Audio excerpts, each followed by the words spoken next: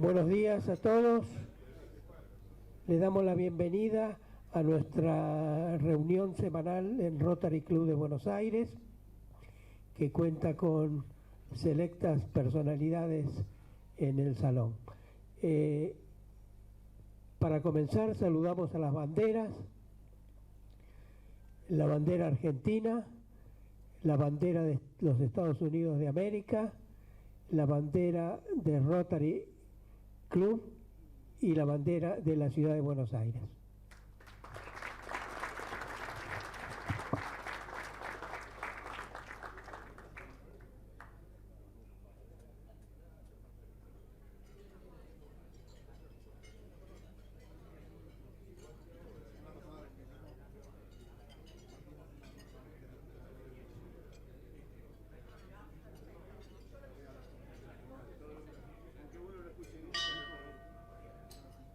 Bueno, le pedimos a nuestro secretario honorario, Guillermo Combal, que nos brinde el informe de secretaría. Guillermo.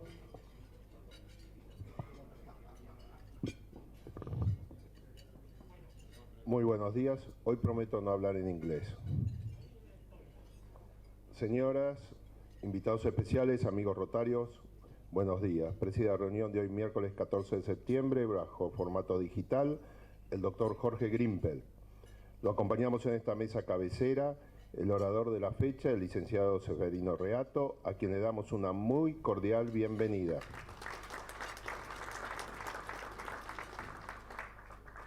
Nos hablará sobre masacre en el comedor, los riesgos de jugar con la violencia política.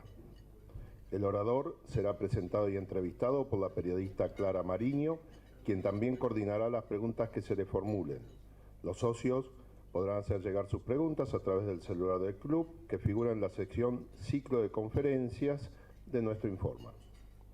Hoy contamos con la gratísima presencia de Su Excelencia, el señor embajador de los Estados Unidos de Norteamérica, Mark Stanley, quien luego de ser presentado por nuestro consocio Juan Carlos Casañe, será designado invitado de honor del Rotary Club de Buenos Aires.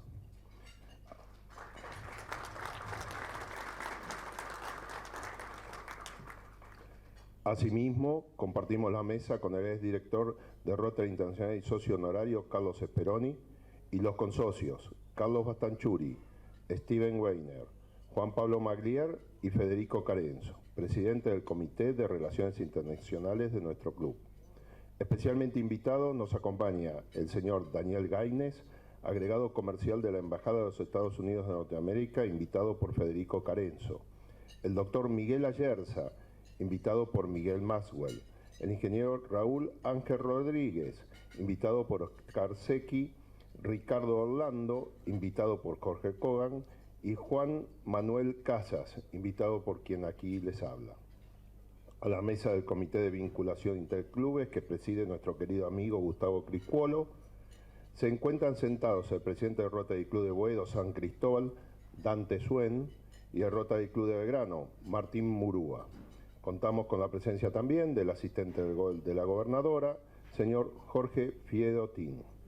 Por Zoom se encuentran presentes Raúl Vázquez, de Rotary Club de San Telmo Constitución, y José Laría, de Rotary Club de San Fernando. Avisos parroquiales. Les recordamos que mañana se realizará la Copa Corazonada, en homenaje a nuestro expresidente Eduardo Rousseau, en el marco del circuito Golf por la Vida.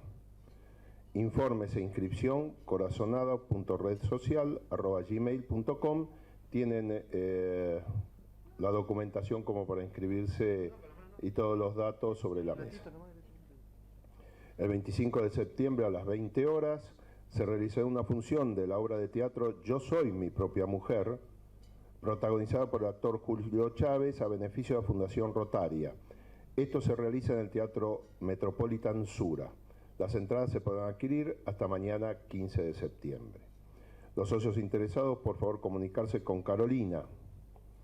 El próximo miércoles 21 se celebrará aquí el Día de la Primavera, en nuestro club, con la presencia de familiares y amigos. En la oportunidad disertará el director general del Teatro Colón, Jorge Tellerman, sobre arte y cultura, vector económico y amalgama social. Mucho les agradeceremos, confirmen su asistencia y la de sus invitados a la Secretaría del Club. Quiero también compartir con ustedes que el Instituto Julio Argentino Roca y el Círculo Militar invitan al concierto del jueves 22 de septiembre a las 18 horas con la Banda Sinfónica del Colegio Militar de la Nación. Están invitados todos, con chicos inclusive, porque va a ser un espectáculo único e inimitable. Les pido por favor, tienen sobre las mesas el folleto explicativo.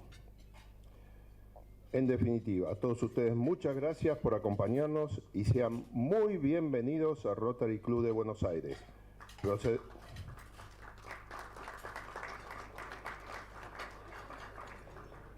Señor presidente, procedemos a la incorporación del invitado de honor, por favor.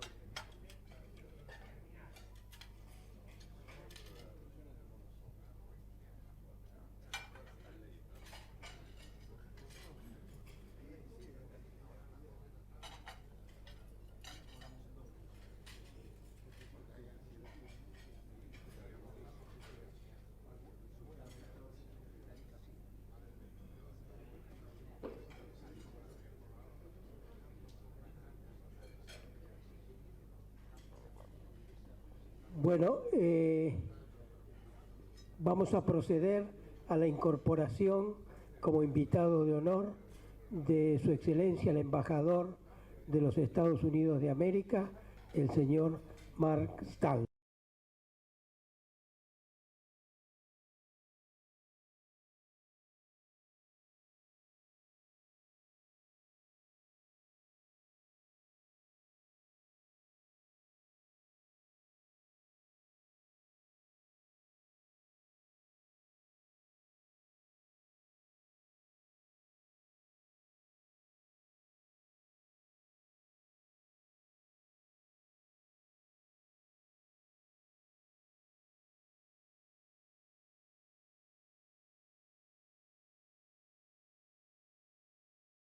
En nombre del Rotary Club de Buenos Aires, me complazco en expresarle nuestra más cordial bienvenida.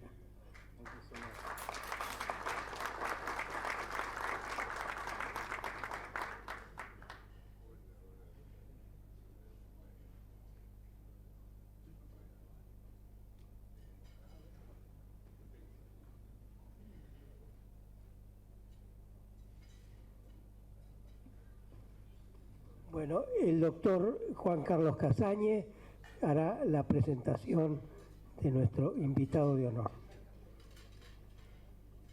Perdón, omití entregarle el diploma que lo acredita como invitado de honor.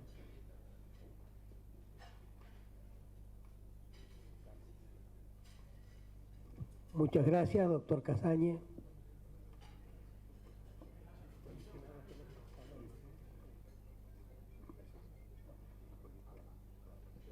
Las autoridades de nuestro club me han conferido el encargo de presentar al doctor Mark R. Stanley, embajador extraordinario y plenipotenciario de los Estados Unidos de América, distinguido invitado de honor de nuestra institución. He tenido el placer de conocer hace poco tiempo al embajador Stanley en una entrevista que me concedió, y puedo decirles que he tenido una excelente impresión acerca de su talento, cultura y conocimientos propios de la función que le ha tocado desempeñar para beneficio de nuestros respectivos países. Como presidente de la Academia Nacional de Derecho de Buenos Aires, no puedo reprimir el agrado de tener que presentar a una persona que ha sabido combinar el derecho con la política y las buenas acciones comunitarias. Esta última, uno de los fines principales que persigue nuestro club, es de importancia muy grande en estos momentos. Precisamente quiero destacar que con motivo de la pandemia del COVID-19, la Embajada de los Estados Unidos contactó a Federico Carenzo, nuestro consocio, presidente del Comité de Relaciones Internacionales, a propósito de la necesidad de localizar y expatriar estudiantes estadounidenses que estaban haciendo en ese momento un intercambio en Argentina. Fue así que desde nuestro club nos pusimos en contacto con todos los clubes rotarios de Argentina y logramos en 5 días identificar y poner en contacto con la Embajada Americana a 12 estudiantes. El embajador de Stanley ha sido abogado litigante, especializado en demandas colectivas a nivel nacional y litigios complejos durante 40 años. Fue elegido mejor abogado de Dallas y superabogado de todo el estado de Texas en todos los años desde que se instituyeron estas distinciones. Fue también, durante la mayor parte de su carrera, dirigente político, líder de la comunidad judía y filántropo. Se desempeñó como presidente de distintas organizaciones de abogados. En el servicio público ha sido presidente de Texas Public Finance Authority, designado por la gobernadora Ann Richards, miembro del Consejo de Visitantes de la Universidad del Aire de la Fuerza Aérea de los Estados Unidos y miembro del Consejo del Museo que rememora el bicentenario, el aniversario del Holocausto, designado por el presidente Barack Obama. Obtuvo un diploma en Administración de Negocios de la George Washington University en 1979 y un doctorado de Derecho en la University of Texas School of Law en 1982. Está casado desde hace 40 años y tiene 3 hijos adultos y una nieta. Es aficionado al senderismo y al esquí, firme partidario de la donación de órganos. En 2014 donó un riñón a un rabino enfermo en Dallas. Embajador Stanley, le damos la bienvenida más cordial, con el deseo de que el éxito acompañe su gestión para bien de los Estados Unidos de América y de Argentina. Nada más que muchas gracias.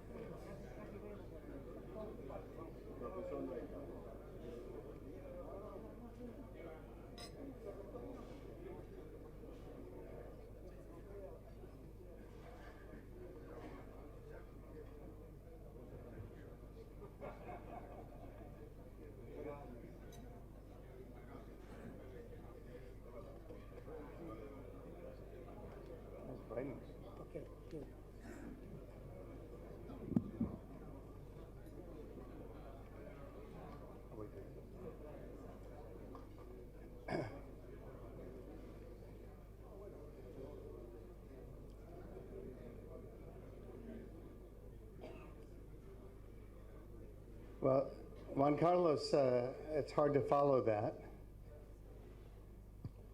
Juan Carlos, es difícil seguir después de eso. It's not the first time that's happened with me. I was at a party once with the current king of Jordan, who was then just a prince. He wasn't even the crown prince.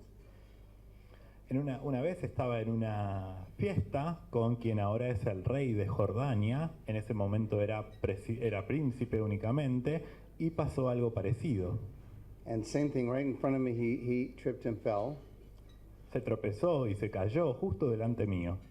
And I tried the same joke I tried with Juan Carlos, and it didn't go over, it went over as well.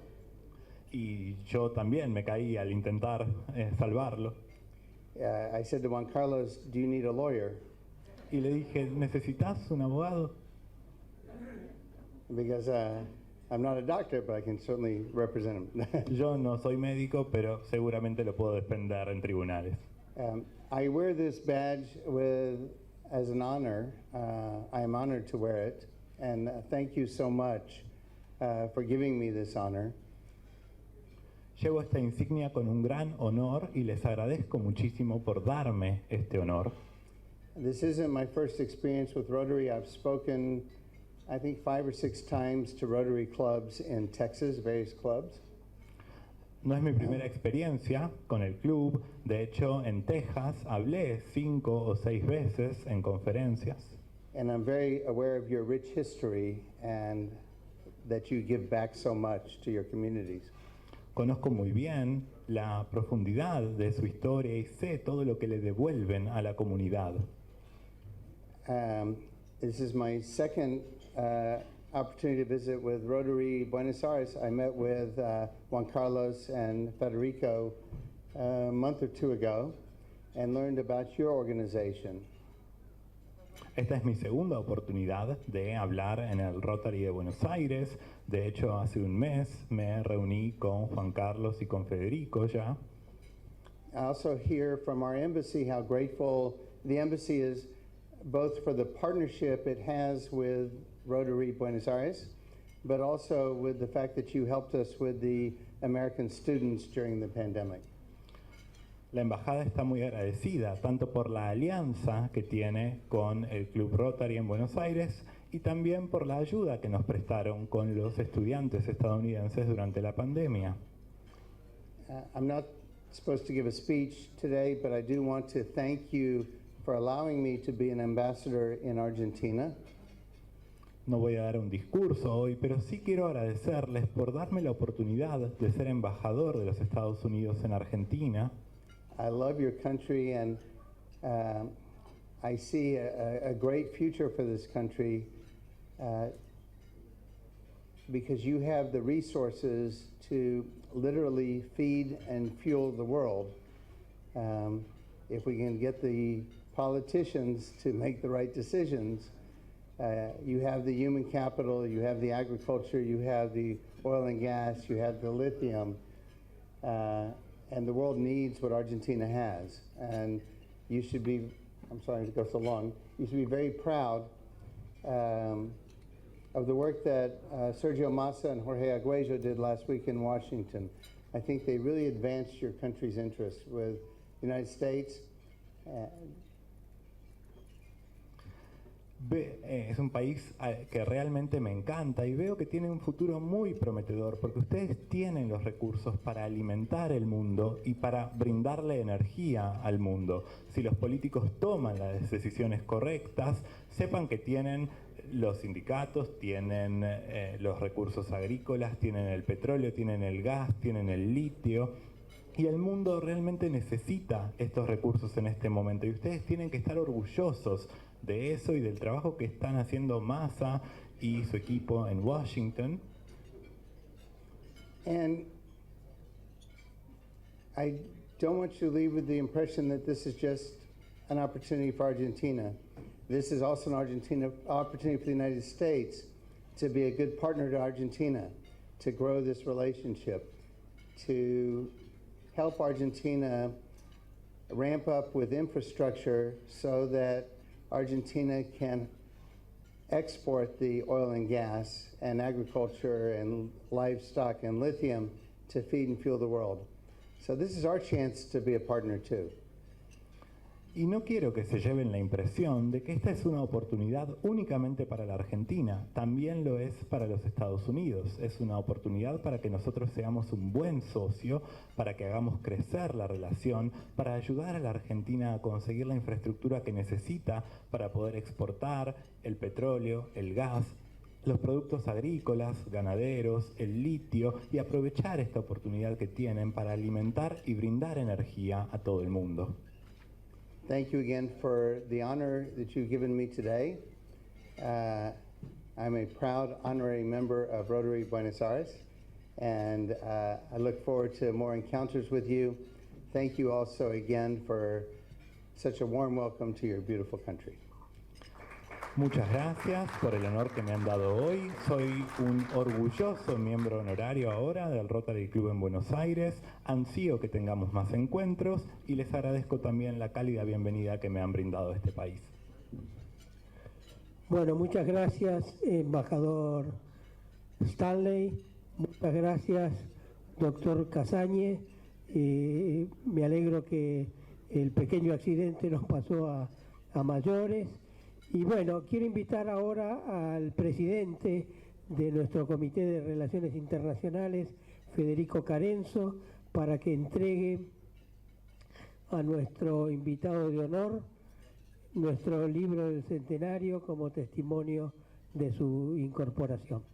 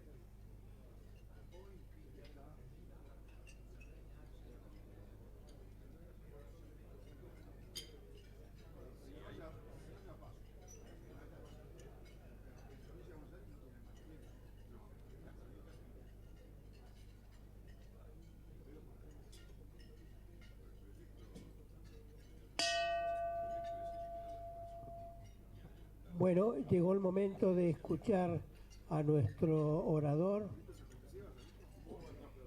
el periodista Seferino Reato, que será presentado por Clara Mariño. Clara.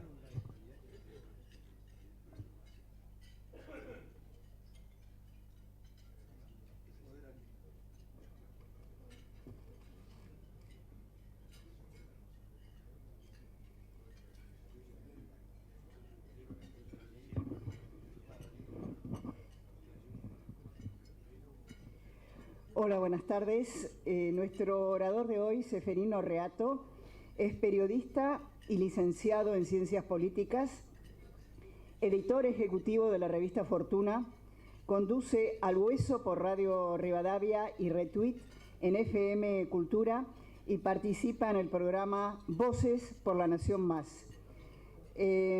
Seferino ha escrito algunos de los libros más importantes de investigación de la década del 70, entre ellos Operación Traviata, Operación Primicia, Disposición Final, Viva la Sangre, 12 Noches y Salvo que me muera antes. Su último libro de investigación es Masacre en el Comedor.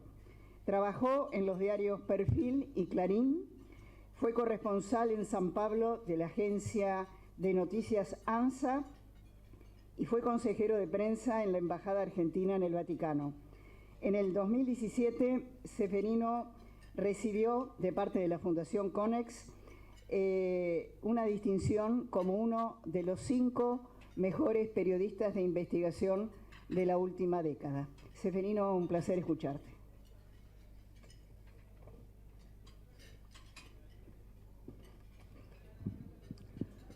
Muy bien. Muchas gracias, Clara Mariño. Gracias a todos los rotarios por la invitación. Embajador, no sabía que iba a haber tantos invitados de fuste. Este libro, el último, Masacre en el Comedor, es sobre un hecho puntual de los 70, es una bomba vietnamita que un grupo guerrillero, montoneros, coloca en el comedor de la Policía Federal a la hora del almuerzo. Eso fue el viernes 2 de julio de 1976. Ya gobernaban los militares, estábamos en plena dictadura.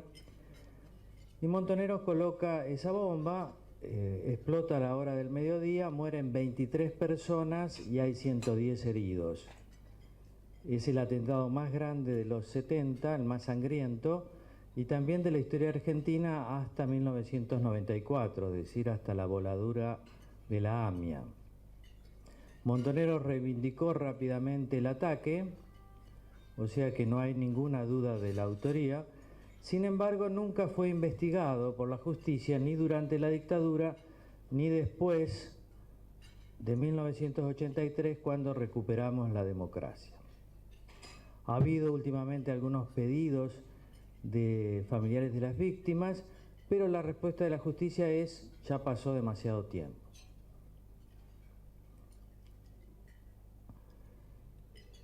El tema me interesó precisamente porque no había sido investigado por la justicia y porque ningún periodista había escrito nada sobre ese tema. Tanto es así que una de las dificultades para hacer el libro fue que las propias víctimas, o sea, los heridos que aún vivían y los hijos y esposas de los muertos, accedieran a ser entrevistados por mí, porque estaban tan acostumbrados a la oscuridad, al silencio, que no querían abrirse ante un extraño. Al principio yo no los entendía, pero después sí los entendí, porque tenían miedo. Tenían miedo. La bomba fue una bomba vietnamita, es decir, una bomba que además del explosivo tenía esas bolitas de acero que causan un daño adicional, porque cuando se realiza la explosión salen como una ráfaga y agujerean todo lo que encuentran, es decir, las paredes, los muebles, también los cuerpos. Por eso la devastación y el horror. Montoneros en aquel momento ya tenía un ejército. Montonero lo había fundado el año anterior durante el gobierno de la presidenta Isabel Perón, y su propósito era tomar el poder para, lógicamente, establecer una revolución socialista. No sabíamos muy bien de qué se trataba, pero bueno, era algo que se supone semejante a la Revolución Cubana, aunque adaptada a la realidad nuestra. Para eso había formado un ejército montonero, los militares ya habían dado el golpe, el 24 de marzo del 76, golpe que fue bien recibido por montoneros y otros grupos guerrilleros, porque ellos pensaban que cuanto peor mejor, es decir, si empeoraban la situación, si los militares tomaban el poder, hacían un ajuste económico, llevaban a cabo una represión ilegal, el pueblo se iba a dar cuenta de quiénes eran sus verdaderos defensores, es decir, los propios montoneros. Y diseñaron una ofensiva que incluyó varios atentados contra la policía. Por ejemplo, el lunes pasado se cumplieron 46 años de un coche bomba en Rosario, ¿no?, que mató 9 policías y 2 civiles, otro hecho tampoco investigado nunca por la justicia, probablemente nunca será investigado, ni tampoco escribieron un libro. Y esa ofensiva táctica que el ejército montonero diseñó pensaba golpear a la dictadura en la policía, que eran sus adversarios cotidianos, ¿no?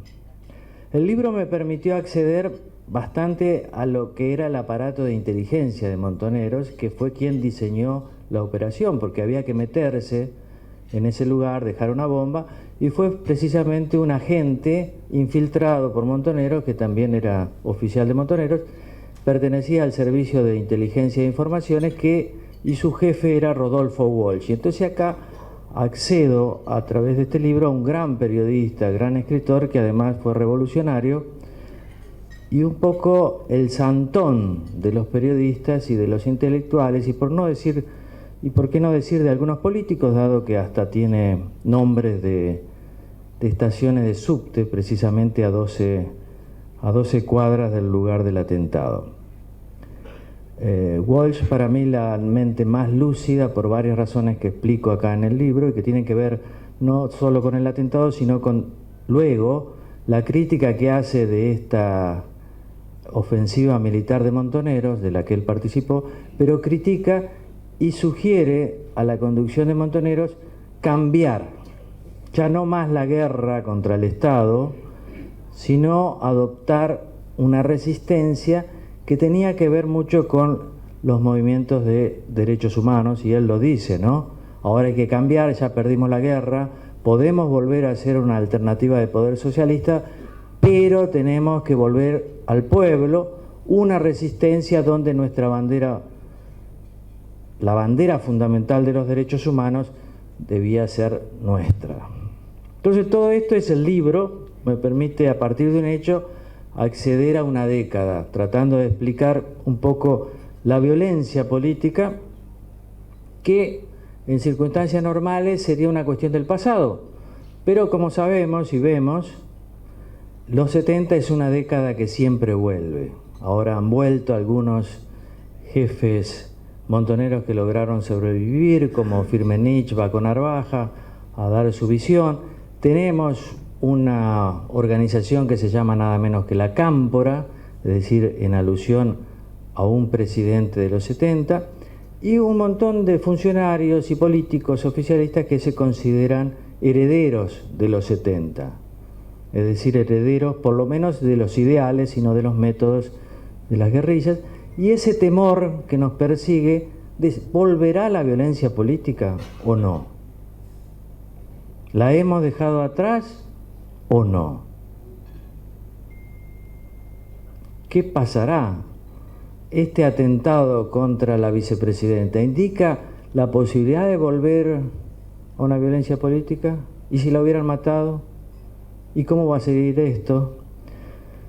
Y antes que me lo pregunten, y para dar paso a Clara Mariño, yo creo que lo que no se soluciona con la verdad, tarde o temprano reaparece. Y no me ocupo de la justicia, porque eso es para abogados y jueces y fiscales, que tenemos un montón. Pero sí de la verdad. O sea, ¿cómo es que no podemos hablar de lo que pasó en los 70 y solo hablamos de una parte? ¿Y cómo es que los políticos de la oposición también? ¿Y cómo es que nosotros los periodistas nos queda muy incorrecto hablar de las guerrillas, de sus bombas? ¿Y no será acaso, yo estoy convencido, de que falta un sinceramiento sobre esa década? Vamos a la pregunta, ¿no?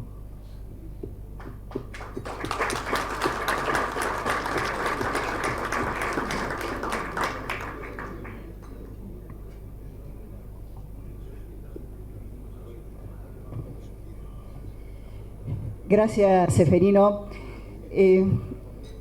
Vos señalabas que la década del 70 siempre vuelve. Y yo recordaba una definición del expresidente del gobierno español, Felipe González, que decía que había una opinión pública y una opinión publicada.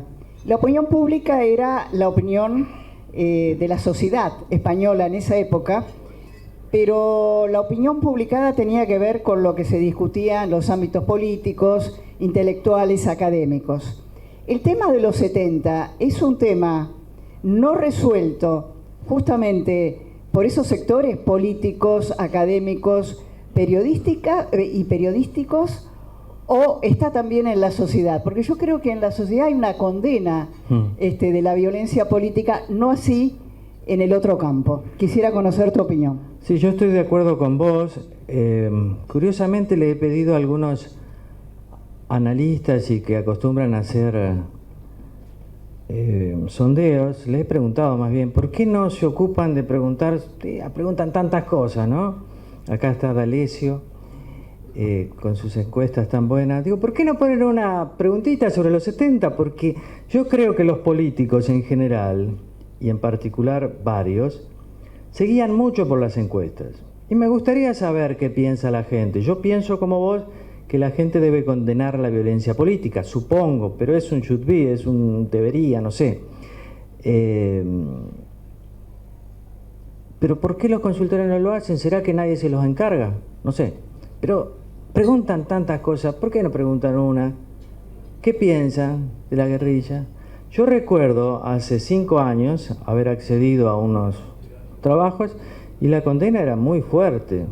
Pero nadie da publicidad de estas cosas. Yo creo que le haríamos bien a los moderados, especialmente de la oposición, a decirle, miren muchachos, acá hay un tema que a la gente les es importante. Porque si lo dejamos que lo resuelva la academia, la justicia, los periodistas, me parece que nos vamos a seguir en lo que está. Es un tema que nadie se quiere meter porque nadie quiere perder votos del lado de la política. De nosotros, porque nadie quiere aparecer como un fascista o un tipo de derecha, ¿no? Qué cosa, un país que nadie quiere ser de derecha, ¿no? Yo tampoco, pero digo, ¿qué nadie quiere ser pro-norteamericano, por ejemplo, embajador acá? Pero me parece que sí, que es un tema de la opinión publicada, no de la opinión pública. Y hay que decir las cosas como son, pero es difícil, los periodistas y los dueños de los medios, es impresionante. Yo a veces leo, por ejemplo, La Nación y digo, ¿qué estaré leyendo? ¿La Nación o Página 12? ¿Qué les pasó, muchachos? Ustedes son conservadores, son de derecha. Le decía a los del PRO, ¿no? Cuando fueron gobierno, ustedes son de centro derecha. Rosendo Fraga no está, pero en un almuerzo importante, yo le decía, ¿ustedes son de centro derecha? No, nosotros no somos centro derecha, nosotros somos liberal a la norteamericana. ¿Será? Yo creo que son de centro derecha, pero como no querían asumir su identidad, a este tema nunca lo asumieron. Lo asumen en privado, eso sí, pero en público les cuesta dar la...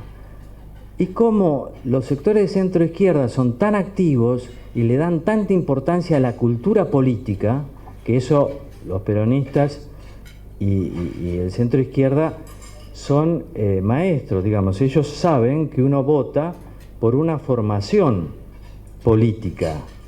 No votás solo por la economía. ¿Quién?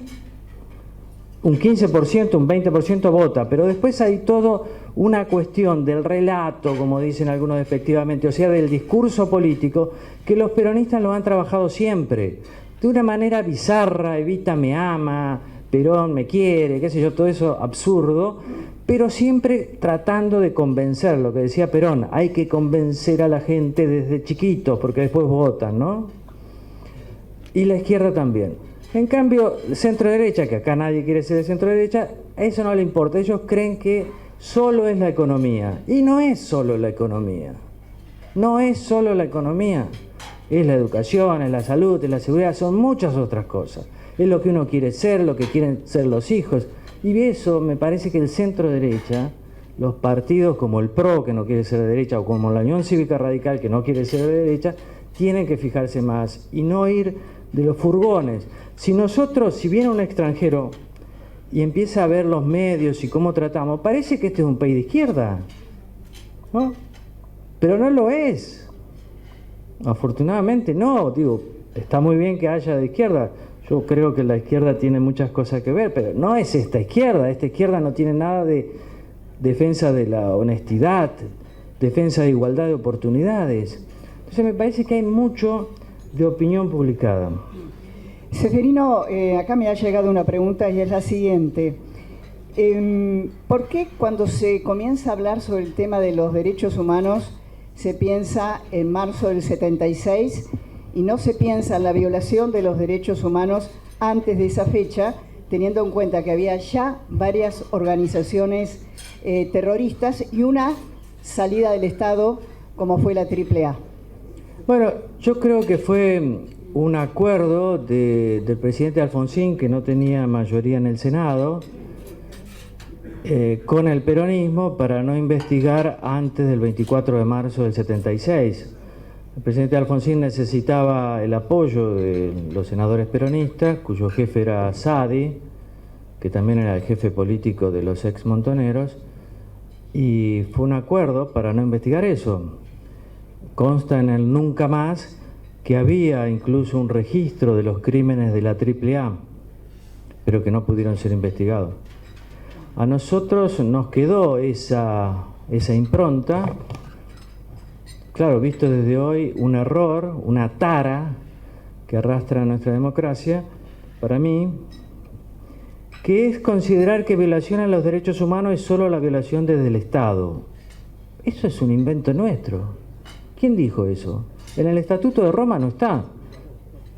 Un delito de lesa humanidad puede ser cometido también por una organización de la sociedad, una organización guerrillera.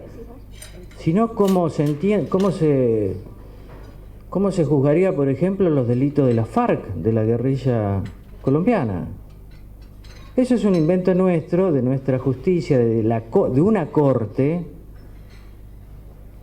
básicamente de Lorenzetti, que lo ha escrito, y del kirchnerismo. Es afín a una voluntad política, o sea, es un invento para beneficiar un grupo político.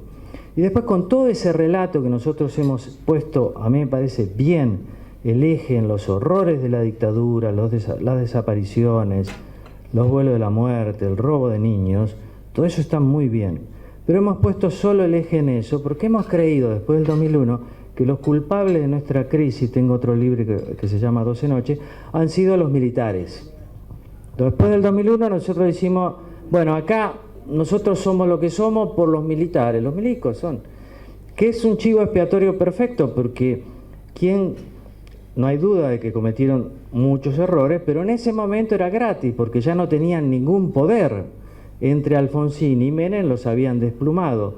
Por lo tanto, es fácil enfrentarse con quienes no tienen poder. Entonces elegimos eso. Ahora, nos equivocamos. ¿Por qué? Porque seguimos mal y los militares están todos presos. Entonces, no debe ser eso solo, deben ser eso y otros más. Y me parece que el tema ese de las violaciones a los derechos humanos, durante especialmente los gobiernos peronistas, 73 a 76, no solo de la AAA, sino también de los grupos guerrilleros, cae en ese saco de lo políticamente correcto. Es como un pacto que tenemos todos de decir, miren, son los militares y es la AAA, la derecha. Los guerrilleros no. Entonces mucha gente cree que los guerrilleros en realidad defendían la democracia liberal, eran admiradores de Estados Unidos y también defendían los derechos humanos. Cuando uno les muestra a los chicos que no es así, dicen, me mintieron. Y claro que les mintieron. Pero no es una mentira inocente. A mí lo que siempre me revela más es la oposición, porque del kirchnerismo hacen la lógica, pero de la oposición, ¿cómo pueden creer que van a gobernar este país si no cambian el relato, si no se dedican a moldear una cultura auténticamente democrática, liberal, progresista de verdad? Ceferino, yo creo que tus libros han hecho una enorme colaboración a encontrar la verdad, porque hoy es muy difícil para ciertos sectores del kirchnerismo explicar, por ejemplo, el asesinato de Rucci, que prácticamente estaba en el olvido. Sí, claro, y Rucci, sí. Claro, fue el secretario general de la CGT. Y yo venía de trabajar en Brasil, a mí siempre me interesaron los 70, pero veía que ahora habían vuelto los 70, pero era en una clave kirchnerista, estamos hablando del 2006, entonces digo, voy a hacer un libro porque tenía tiempo, pero vamos a hacer un libro sobre algo que nadie haya escrito, voy a elegir un líder peronista de derecha, como dicen acá, negro, que fue a 5º grado nada más, o sea, un tipo que no podía ser elegido por ningún otro periodista. Porque ¿a quién le interesa un tipo peronista de derecha, trabajador, que fue a 5º grado y que era morocho? Y ahí seguí, porque como había lectores, tuve que seguir, ya se pasó a ser un negocio editorial. Después elegí otro grupo de casi todos peronistas, de Formosa, periféricos, negros, pobres, que fueron los formoseños, los soldados del regimiento atacado por Montoneros en Democracia. Y después me quedé ahí, porque hay mucho para escribir, porque hay muchas cosas y nadie las quiere hacer. Hay en el libro sobre el ataque al cuartel de Formosa un dato muy importante que habla un poco de esta confusión, ¿no? Donde quienes atacaron a ese cuartel fueron indemnizados, sus familiares, y en cambio los familiares de los conscriptos formoseños todavía están esperando alguna respuesta. Claro, es una cosa de loco, porque yo voy a Formosa sin ganas, porque yo soy de Entre Ríos, pero ya estoy muy aporteñado. Yo digo, tengo que ir a Formosa, 1200 kilómetros, hace calor.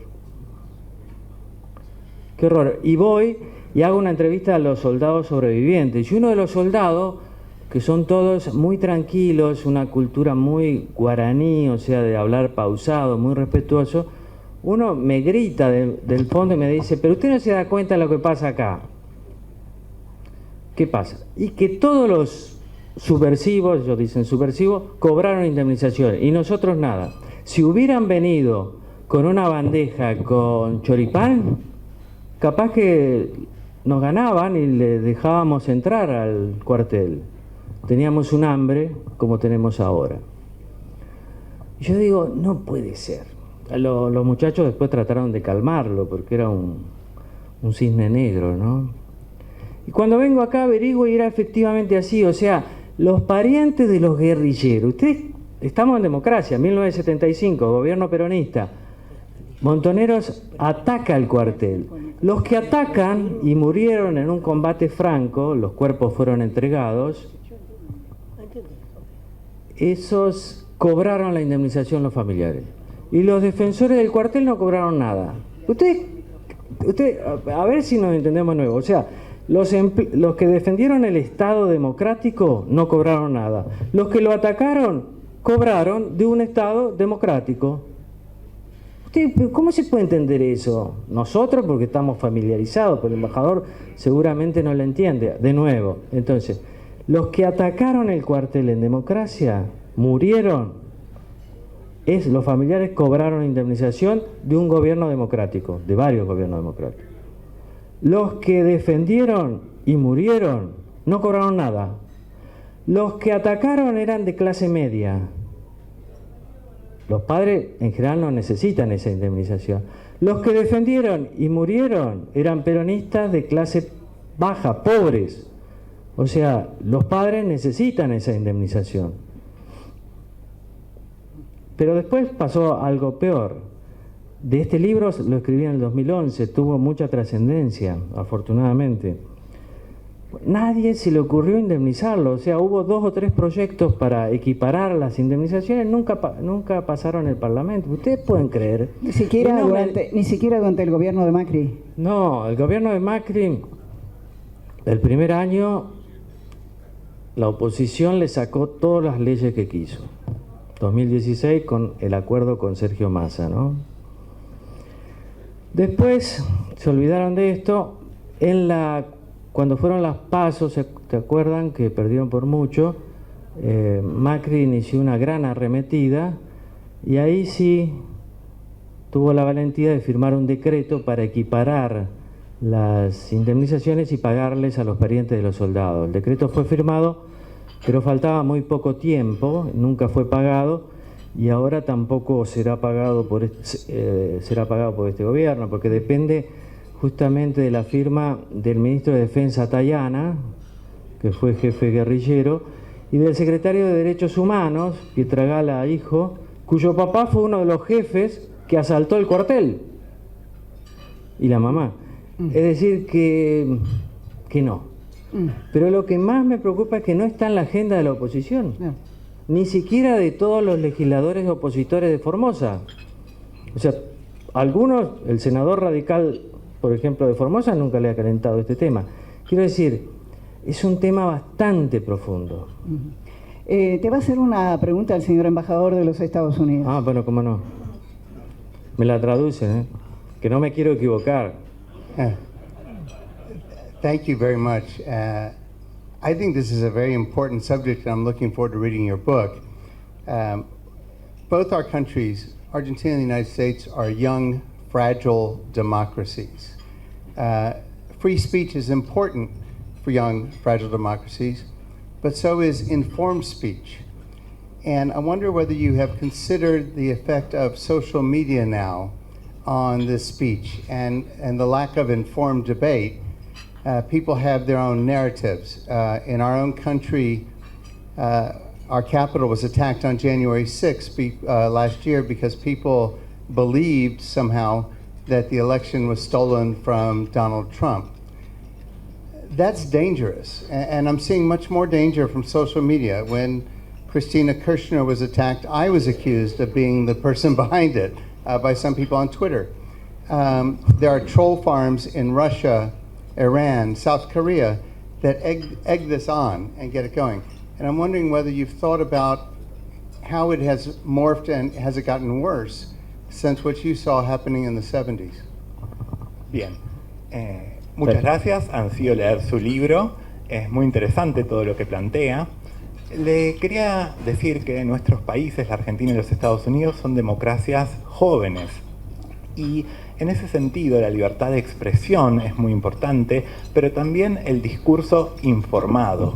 Y entonces mi pregunta es si usted ha considerado el efecto que tienen las redes sociales en este sentido. Porque, por ejemplo, cuando atacaron el Capitolio en los Estados Unidos, es porque la gente que lo atacó creía que Donald Trump había robado las elecciones. Cuando fue el intento de magnicidio contra Christina Kirchner, a mí me acusaron de estar detrás del ataque. Y hay lugares desde los cuales hay trolls que plantan estas noticias, Rusia, Irán, Corea del Norte. Y entonces yo quería preguntarle, dado que usted ha investigado este tema, si ha considerado en la actualidad el efecto que tienen las redes sociales. Sí, muy interesante la pregunta, embajador. Es un dilema de todos los días, yo diría de todas las horas, porque especialmente los medios audiovisuales, la televisión, la radio, tienen que estar muy atento a lo que pasa en la gente. Y nosotros creemos que las redes sociales expresan lo que pasa a la gente. Y probablemente sobredimensionemos el tema de las redes sociales. Y entonces, en general, los periodistas, también de los medios gráficos, porque ahora es todo online, incluso las ediciones de los diarios, están muy atentos a Twitter, Facebook, Instagram. Y nos cuesta no ver los temas que son tendencia, y nos cuesta defender cosas que sabemos que son verdad, pero que pensamos que una porción, especialmente de nuestro público, piensa que no es verdad. Quiero decir, las audiencias, o sea, la gente, está muy segmentada y muchos quieren que sus opiniones fuertes sean confirmadas por los periodistas. Y nosotros muchas veces caemos en esa trampa y disminuimos el valor del periodismo buscando ir a tono con lo que piensan las audiencias. Y entonces, como vemos Twitter y vemos Facebook y demás, y estamos diciendo una cosa en radio y el productor nos dice, ojo que mucha gente piensa lo distinto, tenemos esa tendencia a cambiar. No todos, pero sí. Eso se une entonces que si las audiencias están segmentadas, también los medios, especialmente audiovisuales, pero no solo, están segmentados. Entonces tenemos C5N, que es absolutamente kirchnerista. La Nación Más, que es casi absolutamente anti-kirchnerista. No es lindo eso, porque me parece que empobrece todo. En el caso concreto del intento de asesinato de la vicepresidenta. Mucha gente piensa que no fue verdad, y especialmente la gente que escucha La Nación Más, o Rivadavia, o Mitre, o Le Clarín, o La Nación. Entonces la tentación es fuerte, pero la recriminación de la gente también. Yo recibo todos los días mensajes cuando voy a La Nación Más diciéndome, es una farsa, no sé por qué ustedes le hacen el juego. A mí no me molesta, imagínense, escribís sobre los montoneros en el 73-76. Me va a molestar lo que diga alguien que ni siquiera conozco. Pero en general, los medios son muy sensibles a eso. Ahora en La Nación Más yo debo decir que nosotros, bueno, el programa que me toca, hemos resistido bien eso, porque seguimos viendo siguiendo lo que dice la carátula, intento de homicidio calificado, y no nos saca nadie de eso. Por más que muchos piensen que fue un invento, por más que muchos de nosotros tal vez piensan que fue un invento. Es decir, me parece que en eso nos estamos comportando bien, y eso es muy saludable. Y yo creo que nuestro desafío es ese, es rescatar el tema de la opinión, el análisis informados, no ser demagógicos, no ser a nuestro modo populista, no querer contentar a las audiencias segmentadas que nos siguen. Eso no es fácil, porque también tenemos que ver el rating, y si no hay rating no hay publicidad, y si no hay publicidad no hay medio. Entonces el equilibrio es muy difícil, pero yo creo que es uno de los grandes temas, Las redes sociales aportan muchísimo, información, conocimiento, contacto, y además control a los políticos y a nosotros, a los periodistas. Nosotros hemos perdido el monopolio que teníamos de la información. Antes lo decía Clarín, La Nación, y era palabra santa. Hoy está todo en duda, y eso está bueno. Pero no hay que bandearse, porque hay muchos fake news, pero además hay mucha gente que está desinformada o simplemente desequilibrada. En la Argentina hay mucha gente desequilibrada, lo siento. Hay gente que es muy conspirativa, que todo lo sabe o cree saberlo. Todo tiene una explicación para todo. Nosotros sabemos de fútbol, de pandemia, de la guerra en Ucrania, de la reina Elizabeth, los Windsor, de Carlos III, de todo sabemos. Entonces, eso se vuelca mucho en las redes, y además somos muy ansiosos y muy poco respetuosos. Entonces enseguida insultamos y demás. Y acá en las redes se creó algo que era interesantísimo, me reflexiona mucho sobre las redes. Dice que acá no era democrático bloquear a un usuario. Yo me la paso bloqueando, porque si insultan, ¿para qué los quiero? O sea, entre tener 88.000 seguidores y tener 78.000 es más o menos lo mismo, si ni los conozco a ninguno.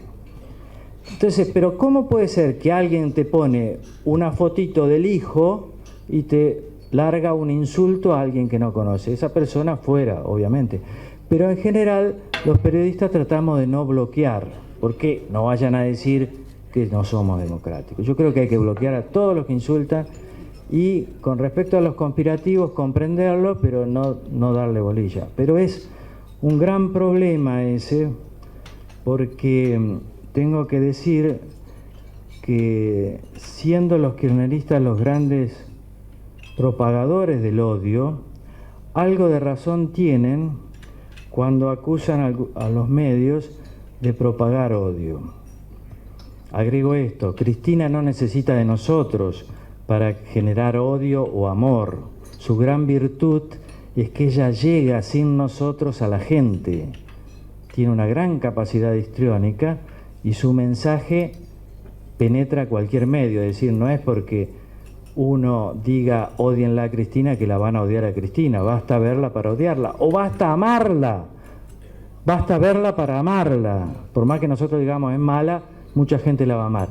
Dicho esto, digo lo otro. También hay que cuidarse con nosotros con el tema descalificador. Ejemplo, la juzgan a Cristina. Para muchos periodistas y muchos invitados a nuestro programa, ya está condenada. Y no está condenada. Es solo el alegato de un fiscal. Será bueno o malo, pero no sé. Hay una figura de asociación ilícita, que hay que ver qué dice el tribunal. No lo sé, qué sé yo no sé. No soy abogado, imagínense, voy a saber eso. Entonces, lo que tiene que hacer un periodista es decir, bueno, fue un alegato, me pareció bueno. Es un alegato nada más. La presunción de inocencia está, porque si no, ¿qué clase de republicanos somos? Entonces, me parece que con eso hay que tener cuidado, aceptar las críticas, aunque vengan del kirchnerismo, aunque vengan de personas que no nos gustan, y decir, che, por ahí me parece que le estamos errando, porque hay que ser más preciso, especialmente con temas que tienen que ver con la libertad, y no creer que la política es la moral. O sea, nosotros tendemos, tanto C5N como los otros, y espero poder seguir trabajando, confío en que ustedes no digan nada, tendemos a ver la política como la moral, es decir, ¿está bien o está mal? Que es como ver el partido de fútbol desde el punto de vista del referee. ¿Vieron los tipos que no saben nada de fútbol y dicen, tendría que haber amonestado eso? Eso era para tarjeta roja. Eso es una parte del juego, pero no es el juego.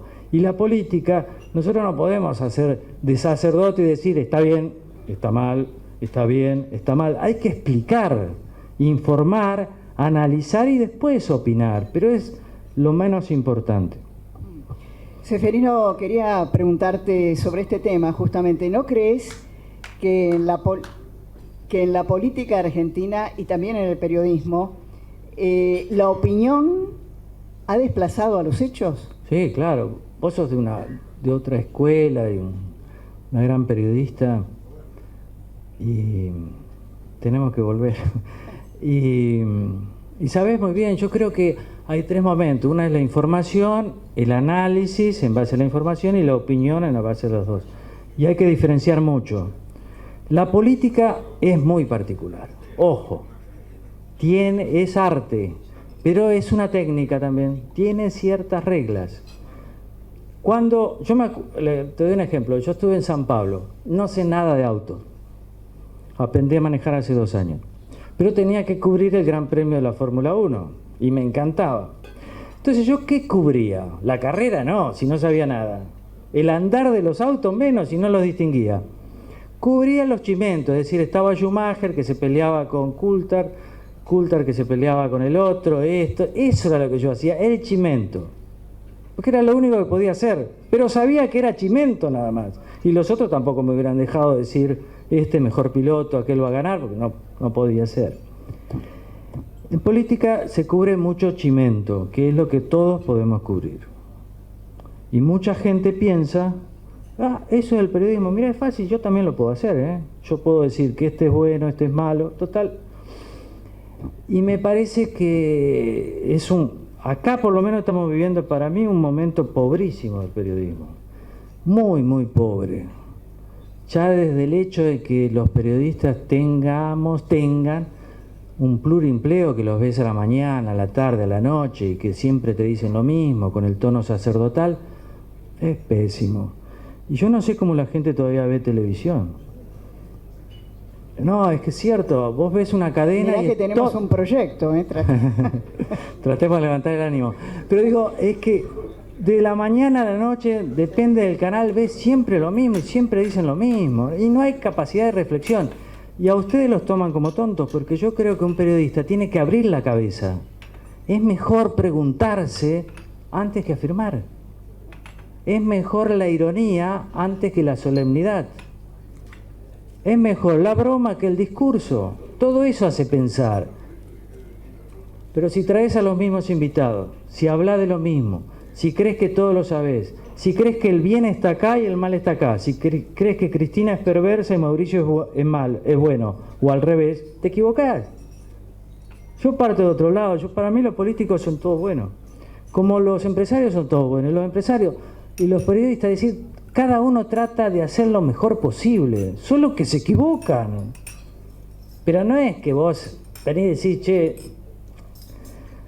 voy a subir mucho la inflación, así toda la gente queda pobre. Claro, yo sé que hay algunos que dicen, no, el proyecto es que sean todos pobres y dependientes, está bien. No lo creo. No lo creo porque tampoco me sirve creerlo. Creo que hay que ser abierto, o sea, explicar y tener siempre una visión progresista y optimista, porque los curas, ser cura en la televisión, te lleva a ser cínico o ser pesimista. Y ser cínico y pesimista para un país con tantas necesidades me parece que es un atraso, ¿no? Seferino Reato, muchísimas gracias. Gracias a usted.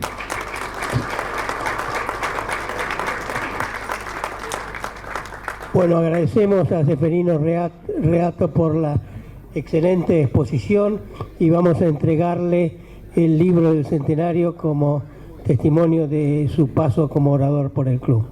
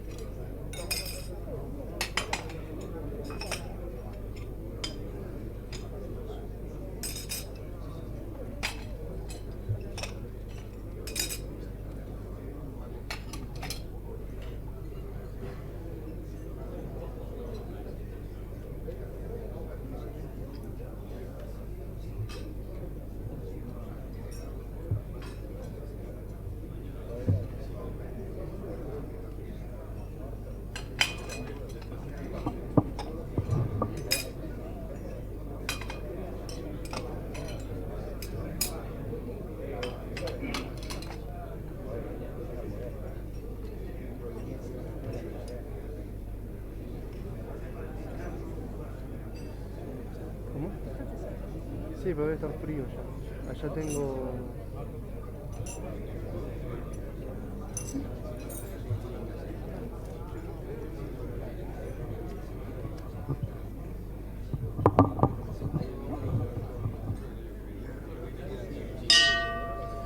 Bueno, muchas gracias a todos.